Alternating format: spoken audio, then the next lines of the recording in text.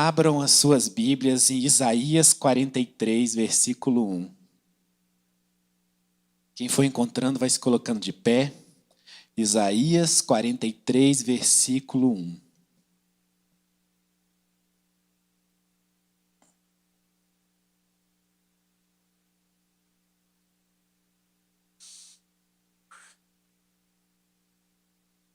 Amém. Se você tiver sem Bíblia, fica do lado de alguém que tem, para você poder ler com ele. E diz assim a palavra do Senhor. Mas agora assim diz o Senhor que te criou, ó Jacó, que te formou, ó Israel. Não temas, porque eu te remi. Chamei-te pelo teu nome, tu és meu. Quando passares pelas águas, estarei contigo. Quando pelos rios, eles não te submergirão. Quando passares pelo fogo, não te queimarás, nem a chama arderá em ti. Porque eu sou o Senhor teu Deus, o Santo de Israel, teu Salvador. Dei o Egito por teu resgate, a Etiópia e a Seba em teu lugar. Visto que foste precioso aos meus olhos, também foste honrado e eu te amei. Assim dei os homens por ti e os povos pela tua vida. Não temas, pois, porque estou contigo. Trarei a tua descendência desde o Oriente e te ajuntarei desde o Ocidente. Direi ao norte, dá, ao sul não retenhas. Trazei meus filhos de longe e minhas filhas das extremidades da terra. A todos os que são chamados pelo meu nome, e os que criei para a minha glória, eu os formei e também os fiz. Trazei o povo cego que tem olhos e os surdos que têm ouvido. Todas as nações se congreguem, os povos se reúnam. Quem dentre eles pode anunciar isso e fazer-nos ouvir as coisas antigas? Apresentem as suas testemunhas para que se justifiquem, e se ousa e se diga, verdade é. Vós sois as minhas testemunhas, diz o Senhor e meu servo, a quem escolhi, para que o saibais e me creiais, e entendais que eu sou o mesmo, que antes de mim Deus nenhum se informou, e depois de mim nenhum haverá. Eu sou o Senhor, fora de mim não há Salvador. Eu anunciei, eu salvei, eu fiz ouvir, e Deus estranho não houve entre nós, pois sois as minhas testemunhas, diz o Senhor. Ainda que houvesse dia, eu sou. Ainda antes que houvesse dia, eu sou. E ninguém há que possa escapar das minhas mãos. Agindo eu, quem impedirá? Pode se sentar, irmãos. Eu quero primeiro contextualizar você onde é que Isaías falou sobre isso, para depois falar como isso tem a ver com a nossa vida no dia de hoje, né? Antes eu quero te dizer que se um dia você quiser ler qualquer coisa que seja ainda mais poderosa, abre Isaías, porque o livro de Isaías é impressionante. Isaías foi um profeta muito usado por Deus para falar muita coisa. Para falar sobre o que havia acontecido, sobre o que havia de acontecer, sobre as promessas que viriam muito depois, sobre a salvação do povo de Deus, sobre a libertação do povo de Deus da Babilônia, sobre a vinda de Jesus Cristo, sobre a nossa salvação, sobre tanta coisa. Isaías é um livro muito poderoso. E Isaías estava falando aqui sobre algo que viria ainda muito mais adiante, porque o povo de Deus tinha permitido que o povo de Deus fosse cativo na Babilônia. E Isaías estava falando sobre algo que aconteceria lá na frente, depois que eles tivessem saído do cativeiro. Eles ficaram 70 anos na Babilônia. E Isaías estava dizendo de algo que aconteceria lá depois, que era o resgate do povo de Deus. E Isaías começa a dizer, Deus começa a usar Isaías para dizer como ele ia resgatar, por que ele ia resgatar e que eles poderiam confiar que ele ia sim resgatar. Tem muito mais e eu te convido depois a ler o 43, o 44, o 45, porque vai muito adiante. Né? Eu li só um pedaço, e até onde Deus diz que se ele age, quem é que vai impedi-lo de agir? Mas eu poderia passar alguma outra passagem para vocês aqui, Isaías 45, por exemplo, ali quando vai no versículo 1, Deus começa o agir dele do resgate, né? E diz assim, olha, assim diz o Senhor a seu ungido, a Ciro, a quem toma pela mão direita para bater as nações diante da sua face, descingir os lombos nos reis para abrir diante dele as portas, e as portas não se fecharão. Eu irei adiante de ti, eu endireitarei. E é interessante porque ele diz assim, que quando ele vai no versículo 4, ele fala por que ele está desfazendo tudo aquilo por meio de Ciro, que não é por amor de Ciro, né? Que ele diz assim, por amor de meu servo Jacó e de Israel, meu eleito, eu te chamei pelo nome, pus o seu sobrenome, ainda que não me conhecesses, né? Ciro não era um servo de Deus, né? E quando a gente está ali em Isaías 43, que a gente leu agora, Deus está dizendo assim, eu sou o Senhor teu Deus, Santo de Israel, dei o Egito por teu resgate. É interessante isso, porque Deus está dizendo o seguinte, que ele permitiu que para o resgate do povo na Babilônia, que aquele povo que estava resgatando eles pudesse tomar o Egito, né? O Senhor deu uma outra terra em favor do povo de Deus, né? E eu quero falar um pouco com você sobre as coisas que Deus está falando ali em Isaías 43, porque cada uma delas é muito profunda e tem muito a dizer sobre nós. Quando começa falando, eu sou o Deus que te criou, ó Jacó, e que te formou, ó Israel, é interessante porque Deus nos nomeia, né? E Deus nos renomeia. Foi Deus que deu o nome de Israel, né? Em determinado momento, Deus disse, agora você se chama Israel. Agora você é Israel. Quando você nomeia algo, primeiro, que aquilo te denota posse, é algo teu. É como se Deus estivesse dizendo assim, você é meu, Israel. Você é meu, sabe? E muitas vezes a gente fala, porque ele é o meu Deus. Ele é o seu Deus, sim, mas você é o povo dele, que é muito mais poderoso do que ele ser o seu Deus, sabe? Você é o povo dele. Ele tem você. Ele tem você. E quando ele tem você, ele não vai deixar que nada aconteça a você. E ele vai cuidar de cada um dos seus passos. E ele vai cuidar de tudo aquilo que está relacionado a você. Então, ele está falando sobre a posse, sobre a intimidade, porque você só chama alguém pelo nome quando você é muito íntimo daquela pessoa. Ele está dizendo, eu te criei, mas eu te nomeei. E você é meu. E é interessante porque quando a gente continua lendo Isaías 43, 44, 45, eu gosto quando Deus diz assim, eu sou o Deus, não há outro, não houve outro antes de mim, não há outro agora, não haverá outro depois de mim, eu sou o único Deus. E ele ainda continua dizendo o seguinte sobre ídolos, né? Ele fala que é absurdo você pegar uma quantidade de madeira, uma parte você faz um ídolo e vai adorar, outra parte você faz um guisado. Né? Fala, uma parte dessa madeira você faz o seu jantar, outra você constrói um ídolo e adora aquele ídolo. Né? O que esse ídolo vai fazer por você? E Deus está dizendo, eu sou Deus. Não teve outro antes. Não tem outro agora, não vai ter outro depois. E por que eu estou te dizendo isso? Porque a gente esquece o tamanho do nosso Deus. Quando a gente é confrontado com os nossos problemas, a gente esquece o tamanho do nosso Deus. E Deus está dizendo, eu criei tudo.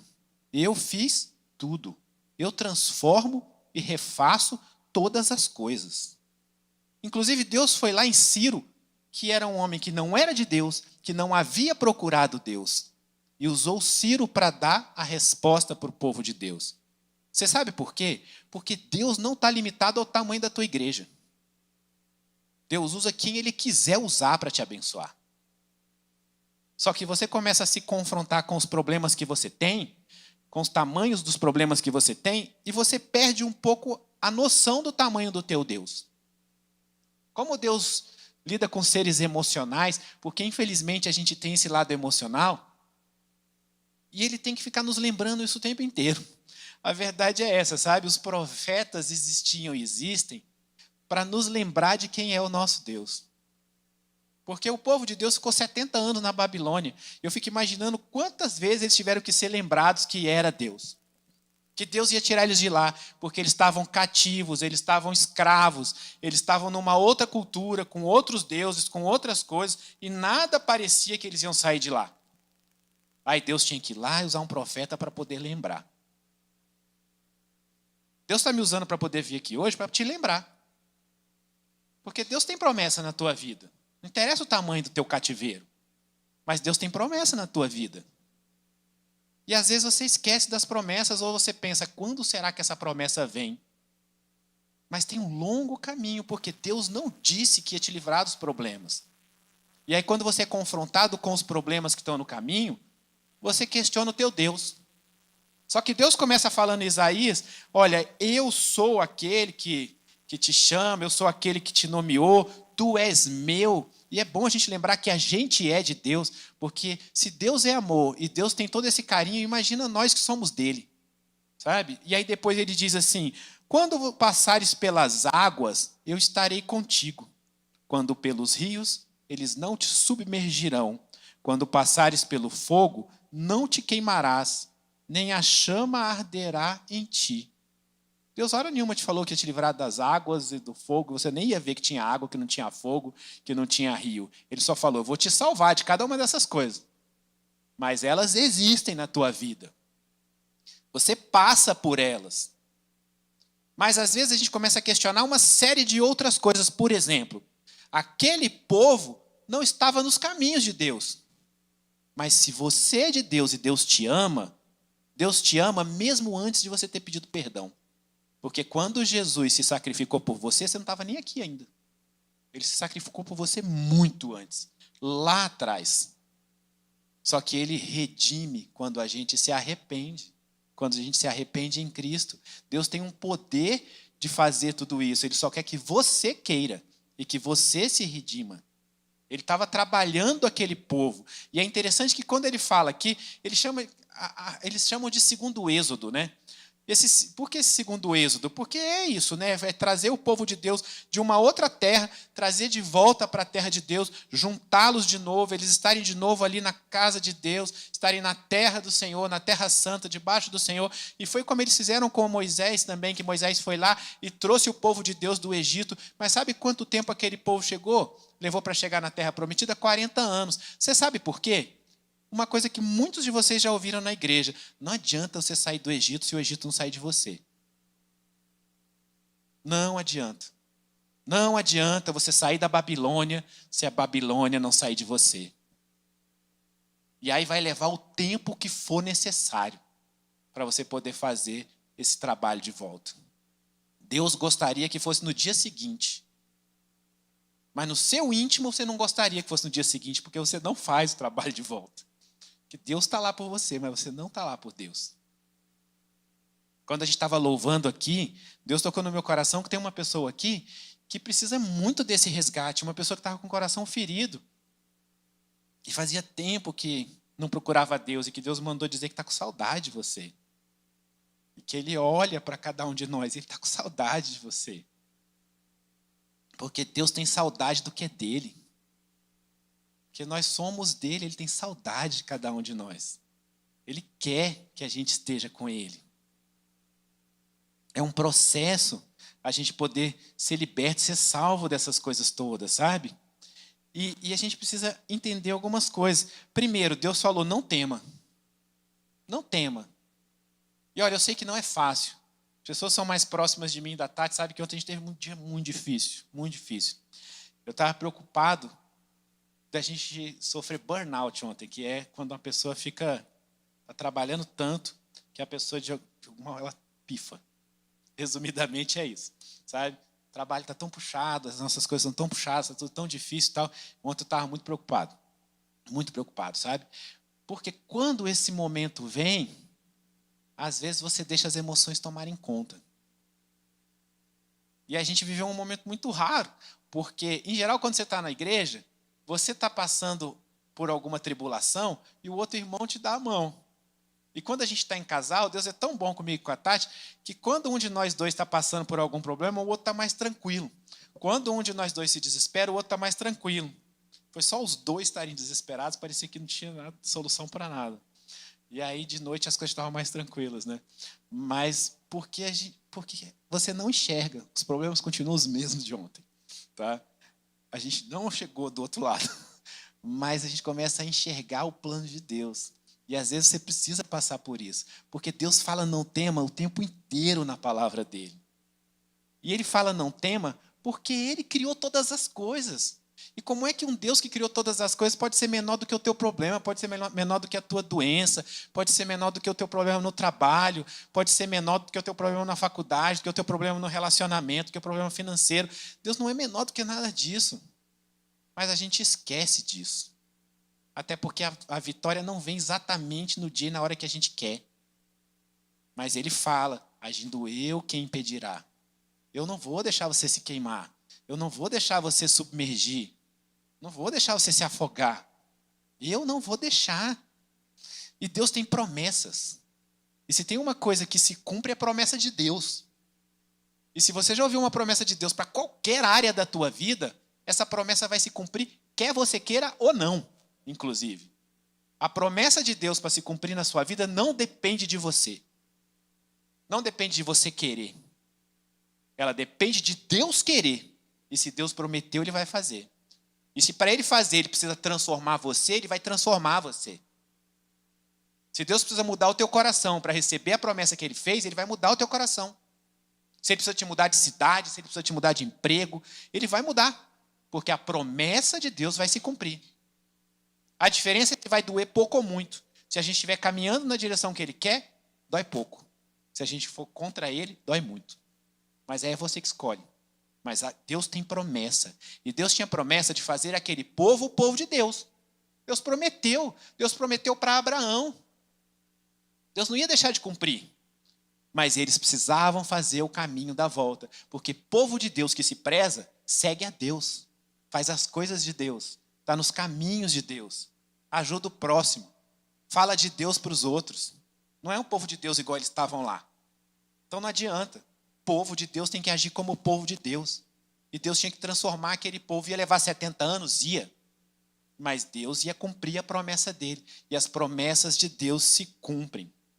E uma das coisas pelas quais a gente não precisa se preocupar, não é só pelas promessas de Deus, é pelo amor de Deus. Porque é isso que Deus fala. É o amor dele. Ó, Isaías 43, 3 e 4, diz assim, ó, eu sou o Senhor teu Deus, o teu Salvador. Eu dei o Egito por teu resgate. Ele deu um povo em resgate da nação do outro povo. E ele diz assim, visto que foste precioso aos meus olhos, também foste honrado, e eu te amei. Assim dei os homens por ti e os povos pela tua vida. Se nós somos amados de Deus, por que a gente precisa ter esse medo? Nós somos povo de Deus. Ele continua dizendo que foi Ele que criou, que Ele ama, que nós somos o povo dEle e que foi Ele que criou. E aí ele fala assim, ó, trazei os cegos que veem e os surdos que escutam. Sabe o que ele está dizendo? Isaías fala o tempo inteiro sobre o mundo físico e sobre o mundo espiritual. Essa é uma das coisas mais incríveis de Isaías. Porque ele está o tempo inteiro falando sobre libertação do cativeiro físico, mas ele está falando de libertação espiritual. Ele está falando daquele momento, mas ele está falando de quando Cristo vem.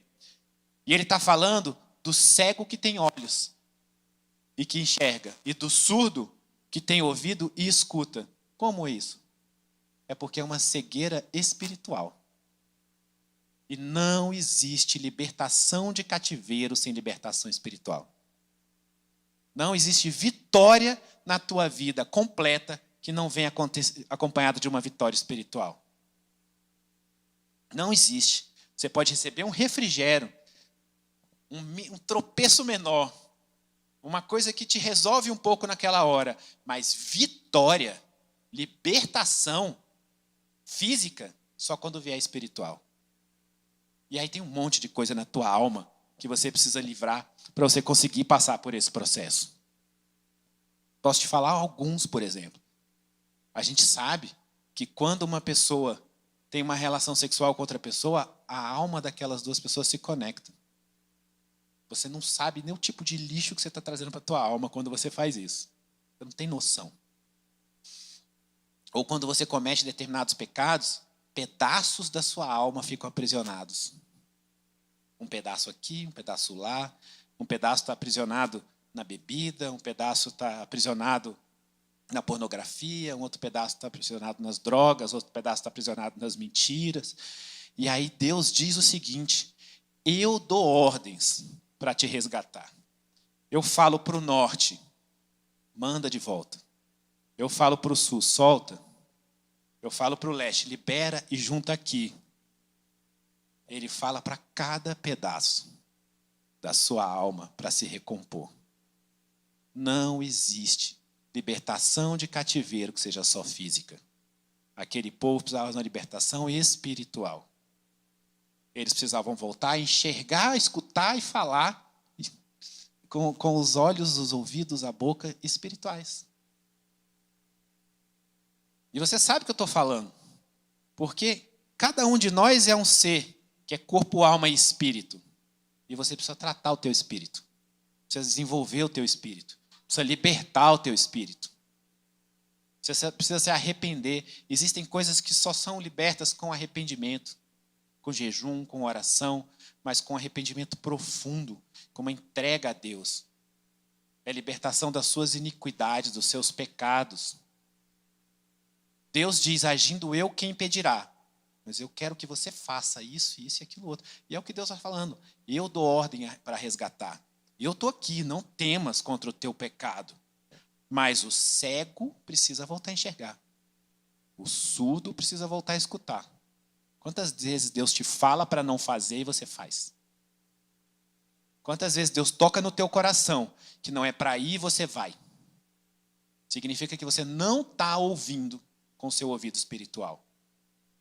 Ou que você se finge de cego para um determinado pecado, para uma determinada coisa que incomoda o Senhor. Você está fechando os teus olhos espirituais, porque no fundo você sabe que aquilo não é de Deus. Mas você vai lá, faz, se suja e espera ser liberto do cativeiro. E não é assim. E Deus tem libertação. Deus libertou o povo dele, mas você quer esperar 70 anos?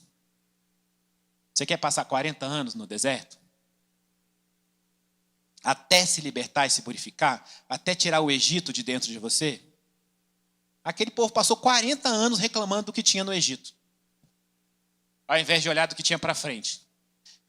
E Deus tinha maná para eles comerem, e Deus fazia brotar água da pedra, e Deus botava nuvem para protegê-los do sol, e Deus botava coluna de fogo para mostrar o caminho, e eles reclamavam, ai, mas no Egito a gente comia de tal jeito.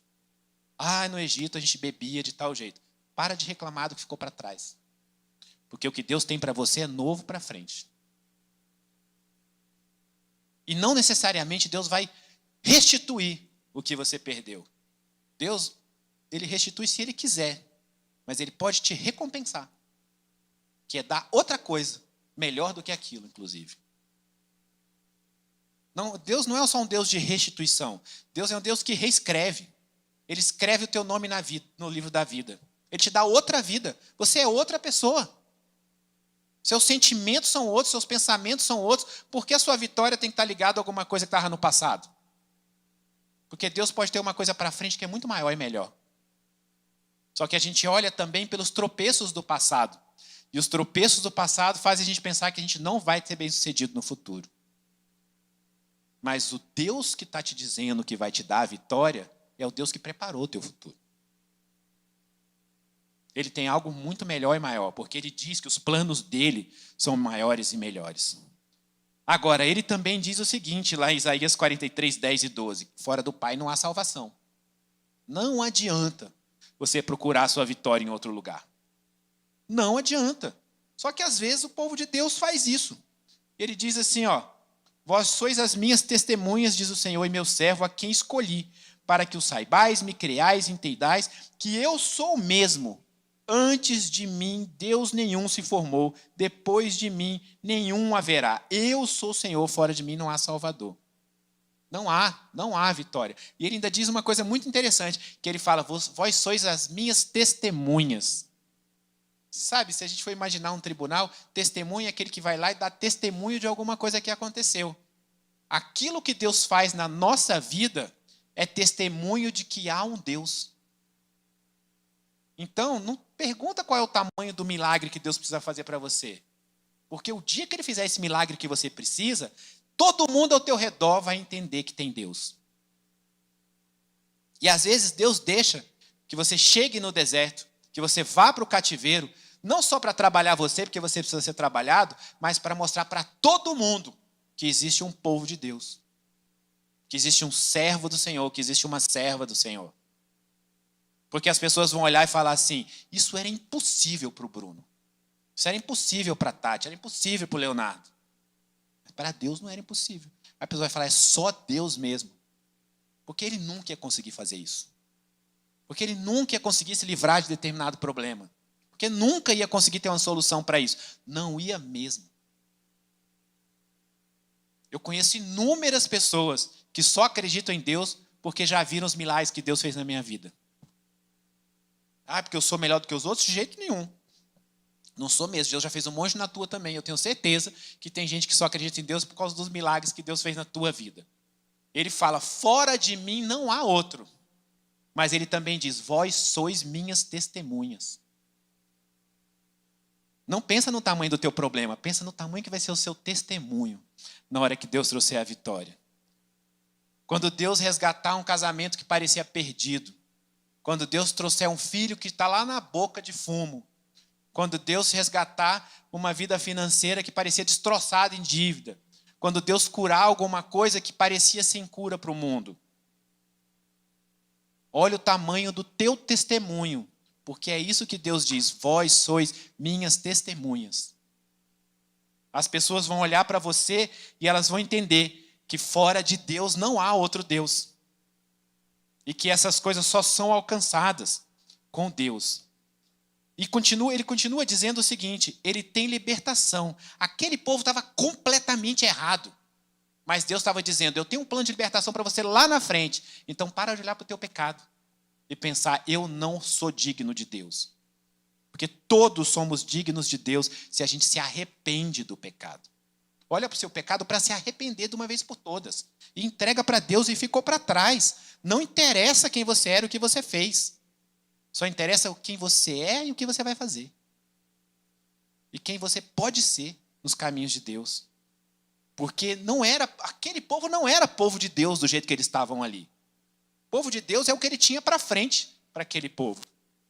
Era o plano de resgate que ele tinha para cada um deles. E eu tenho certeza que Deus tem um plano de resgate em cada coisa na tua vida. Na tua família, no teu emprego, na tua saúde, nas tuas finanças, nos teus relacionamentos. Deus é um Deus de restauração. Deus é um Deus de fazer coisas novas. Ele fez novo. 70 anos depois, ele foi lá e usou um cara que nem era do povo de Deus para poder libertar aquele povo. Não interessa como Deus vai usar. Qual é o Ciro que ele vai usar na tua vida? Não interessa. Porque o importante não é quem ele vai usar e como ele vai fazer. Isso é o de menos. O importante é o plano que Deus tem para resgatar a tua vida. Agindo eu, quem impedirá? Mas ele quer que você esteja com ele, para que ele possa agir. Ele tem um plano de resgate. Você vai decidir se esse plano de resgate é curto ou é longo. Essa é a sua decisão. Porque se Deus tem um plano de resgate na tua vida, meu irmão, minha irmã, ele vai fazer. Agora, pensa naquela vitória que você está esperando de Deus e não veio. Para algumas pessoas levou 90 anos. Para outras levou 70, para outras levou 40. Será que para você vai levar esse tempo todo? Não, vai levar o tempo de Deus. É só isso que você precisa entender. Se o tempo de Deus for 2 anos, que seja 2 anos, que você não seja um empecilho para o plano de Deus realizar na tua vida. Só não seja um empecilho, porque aí o resto do tempo que vai levar não é demorar, porque as coisas de Deus são perfeitas. Elas chegam na hora certa. Eu sei que tem vitórias que Deus me deu hoje, que se tivesse me dado há 5 anos atrás, seria outro Bruno, com outro tipo de reação com relação à vitória, com um monte de outras coisas. Então elas não vieram na hora errada. Elas vieram na hora certa. Mas o teu Deus diz, eu criei todas as coisas. Eu estou do teu lado. Não temas, agindo eu, quem impedirá? Eu tenho um plano de resgate. Isaías é lindo com relação a isso. E o plano de resgate é de corpo, alma e espírito. Então deixa de ser cego espiritual, deixa de ser surdo espiritual. Só deixa Deus fazer essa transformação na tua vida, porque Ele tem uma vitória muito grande para você. Quando Deus preparou para eu trazer essa palavra hoje, eu já sabia que ela era uma palavra de reconstrução muito forte. Mas na hora que o grupo de louvor estava louvando aqui, eu tive certeza. Porque eu senti o poder do Espírito Santo muito forte. Aqui eu estou arrepiado até agora. Deus tem um resgate de alguma coisa muito perdida na tua vida. Alguma coisa que parecia muito perdida. E é isso que eu sinto no meu coração muito forte. Algo que aos olhos do mundo parece completamente perdido. Que parece que não tem jeito. Que não há forma daquilo se resolver. Mas para o nosso Deus não existe não há forma de resolver. Não existe isso para o nosso Deus. Cada um de vocês que está aqui hoje, cada um que está em casa assistindo, não chegou aqui por acaso. Porque Deus tem uma reconstrução profunda para fazer. E eu vejo que tem gente aqui dentro, presencialmente, que tem uma reconstrução profunda da alma para fazer. Mas Deus está mandando dizer, eu vou te dar novo. Eu vou te dar uma alma nova, limpa, purificada. Sou eu que faço isso. Eu te trouxe aqui hoje para receber isso. Deus trouxe cada um de nós aqui para receber uma vitória muito profunda. Mas Ele quer essa profundidade de relacionamento. Ele quer que você procure ter um relacionamento tão profundo quanto a vitória que Ele tem para dar para você. E não é porque você precisa ser merecedor. É porque são dois presentes. É a vitória profunda e o relacionamento profundo. Porque o relacionamento profundo com Deus é um presente imenso. Que só quem tem sabe. Não se preocupa.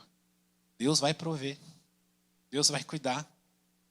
A pastora hoje estava perguntando para mim sobre o que é a pregação. Eu falei, Deus proverá. Aí ela, qual que é? Eu falei, Deus proverá. Deus disse que vai prover, Deus proverá. Porque Deus disse, se eu agir, ninguém pode impedir. E eu sou o Deus que provê. Então, eu quero já finalizar essa palavra de hoje, só fazendo uma oração por você, mas eu queria que você fechasse seus olhos hoje e você pensasse naquilo que você está buscando há muito tempo.